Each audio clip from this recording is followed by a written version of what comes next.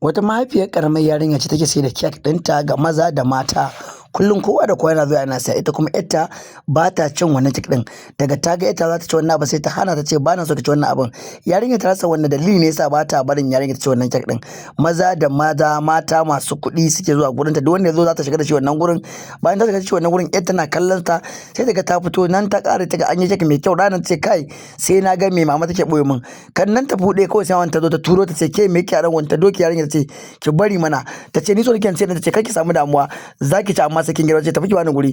Yarinyar ta tafi nan fa uwar ta tsaya daga hannunta da jini ta ki gogewa. Nan gashi yarinyar ta girma ta ga wani gaye yana cin wannan abin a hanya, ta ce malam kaga ta san kek din ba manta ne, ta ce ga kuɗin nan da Allah ka bani wannan kek din.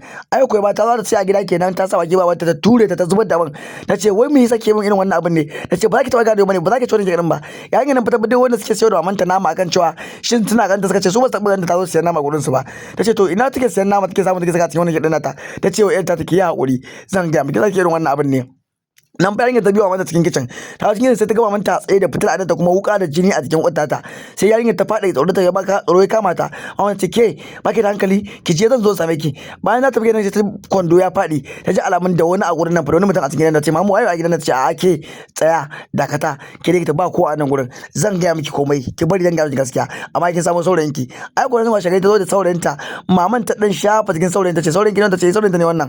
Nan ko ta kawo saurayin nata wannan kek din saurayin ƴar wannan kek din da ta kawo din saurayin yana ci sai ta hana ƴar ce ke kuma sha wannan ruwan, ta ba ƴar wannan ruwan tana sha, ƴar tana shan wannan ruwan ƴar sai ta faɗi daga bacci.